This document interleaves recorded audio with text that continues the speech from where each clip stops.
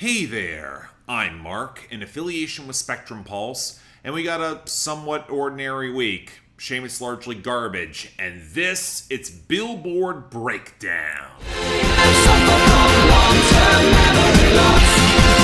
I don't remember. Anyone else feel like we should be getting new songs of the summer? Something to make the year feel a bit more interesting? I know there's a faster turnaround time with virality and release cycles these days. It could well happen. But I'm also getting the weird impression that nobody is trying that hard in 2025, and it's getting increasingly obnoxious. I bring this up because while the Morgan Wallen album bomb takes its sweet goddamn time fading away, I'm not seeing a lot of quality rushing in to take its place. So while this week feels somewhat routine, again, the tagline of 2025 is how I don't have any faith any of this sticks around or gains traction, leaving everything all the more ossified, especially when most of these songs aren't that good. And nowhere does that feel more relevant than in our top 10, where Ordinary by Alex Warren gets another week at number 1, and quite frankly, while Sabrina Carpenter is going to make a valiant effort next week with Manchild, I don't see what overthrows this easily. The radio keeps swelling, it's dominant on sales, the streaming is going up, the sort of sleeping giant that, again, does not get overthrown easily. Granted, Morgan Wallen is making an attempt. What I Want with Tate McRae is solid at number 2 with huge streaming, but there's nowhere near enough sales or radio to plug up the margins, whereas Just In Case has a little bit more radio, but it lags a bit on the streaming margins and it's not getting much bigger, so it's at number 3. This naturally opens the door for,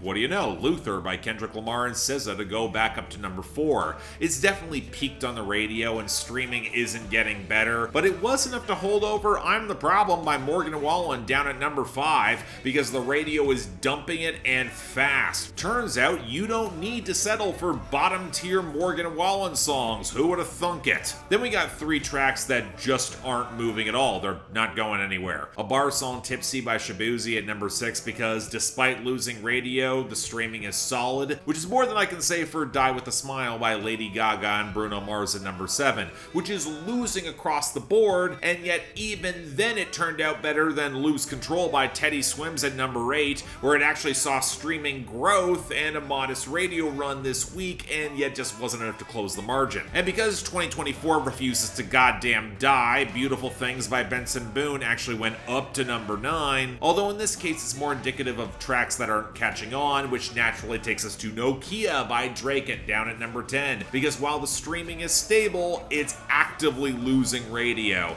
I mean, I might think the song sucks and Drake's cachet isn't anything close to what it once was, but it's kind of ridiculous that they're dumping this over friggin' Benson Boone. That naturally takes us to our losers and dropouts, whereas Morgan Wallen's album bomb fades, there's really not that many of the latter. The biggest is probably Revolving Door by Tate McRae, which is gonna miss the year-end list for 2025.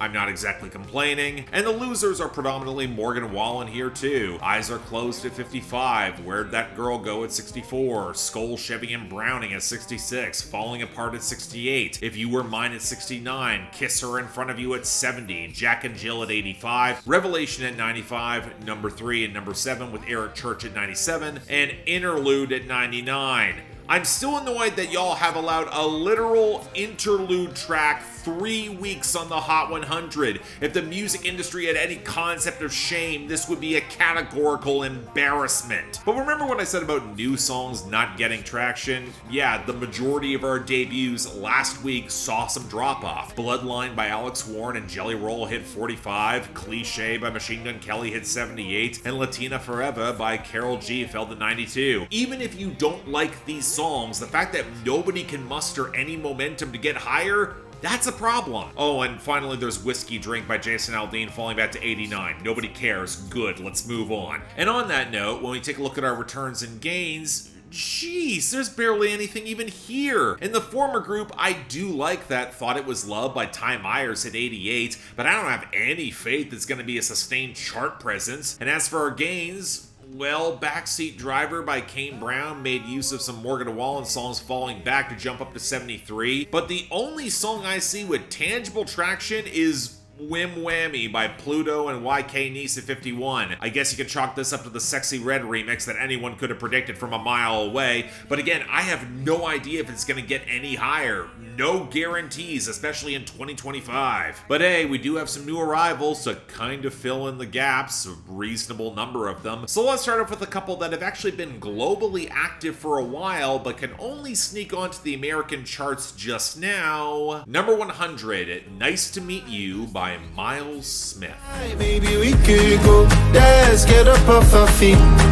She said this life ain't forever. One song here together, then let's play it on repeat. The odd thing with stargazing is that while it's stuck around, it's been remarkably easy to ignore, especially if you don't listen to the radio that much. But perhaps I shouldn't have been ignoring it, given that there seems to be a concerted effort by the industry to revive the whole stomp clap folktronica of the early mid-2010s for better or for worse. That's not exactly great for Smith in terms of building a unique identity for himself when I could point back to better acts from a decade ago, but this second single's making waves globally. I was curious, and sadly it feels like the exact opposite direction of where I wanted them to take this sound, where the jingling acoustics are even softer with slight touches of strings and banjo, but none of it feels as organic as it really should because Smith's vocal lead is so compressed and the multi-tracking just does not blend that well with the rest of the production. And when you consider the song is about getting approached by a woman to dance when you're out late at the bar, you would think the groove would be a little bit more pronounced or stomping, instead of something that feels so soft-focused and timid. It feels like as much was being pulled from Ed Sheeran of all people around the side, particularly his milquetoast angle from that era as Avicii, and that's a real misstep. So while I think it's also largely harmless, it's not interesting. Next, number 98, Better Me For You, Brown Eyes by McNown. Those brown eyes, I know that I gotta find a better me for you. And now the other song that I've seen lurking across the Canadian charts for about a month now. And given that he's a country folk singer from Oregon, I'm a little bit surprised he hasn't crossed over before now, or at least didn't cross over stateside. If you do recognize the name, it's because he had a minor hit worldwide in 2023 with A Lot More Free, which after he's put out 2 albums with mostly limited fanfare, this song being the single released last year from the album Night Diving that came out in January of this year. Ergo, we got a guy who's trying to soften enough of Zach Bryan's edges to play in that lane while picking up some of the pieces of boyfriend country with the warmer acoustics and the mandolin. It certainly sounds better balanced and produced than your average Zach Bryan song, even if I think his falsetto is not that impressive, and some of the punch-ins around the electric guitar solo, they don't exactly fare better. I like the lyrical sentiment though, a guy who's lived pretty rough, but this girl's so damn pretty and special with her brown eyes that he's gonna try and pull his life together to be worthy of her, even if that might actually be a fool's errand. I like how he acknowledges how difficult it'll be for him to change that much. That's kind of self-aware. Honestly, with the hook also being decently good with plentiful texture, I get why this might have some legs. Helps the song's pretty solid too. Happy it crossed over? I'd say it's worth checking out. Number 94, Fame Is a Gun by Addison Rae. Baby, swallow it dry. You got a front row seat and I got a taste of the glamorous life. Look, I don't know if Addison Rae is going to get a proper album bomb next week. Given the mess pop music appears to be in, it certainly fit with this cursed year. I know Columbia will try to capitalize, but this is arguably the focal point of the album's theme, and it is so mediocre at best. Put aside how much the synth line and vocal mix is trying to evoke as much of Brat as they can get away with against the cheap lockstep percussion, they also sandblasted any of that album's bite or punch away, mostly because Addison Rae has nowhere close to the personality of Charlie XCX, with her muted vocals before even the fizzy baby voice cooing comes in. Reportedly, this song was inspired by the Sheila E. 1984 track The Glamorous Life, Life. Not exactly a favorite of mine, despite Sheila E.'s eclectic skills behind the drum kit. The production feels very 80s in the bad way, and she was never that impressive of a singer. It's very much of its time. But man, even it being dated, it's got more flavor than Fame is a Gun, which is trying to evoke this fame-hungry, high-risk, high-reward lifestyle, shamelessly starved for your attention in order to heal her angst. And sure, I can believe it coming from her, but there's nothing here that captures the opulence or sense of stakes that comes with Fame in the era that she's trying to evoke. It's so canned and empty, not helped along by Addison Rae's blank slate delivery. She might have a taste for the glamorous life, but a taste of this just gives me indigestion. Number 82, Easy Lover by Miley Cyrus.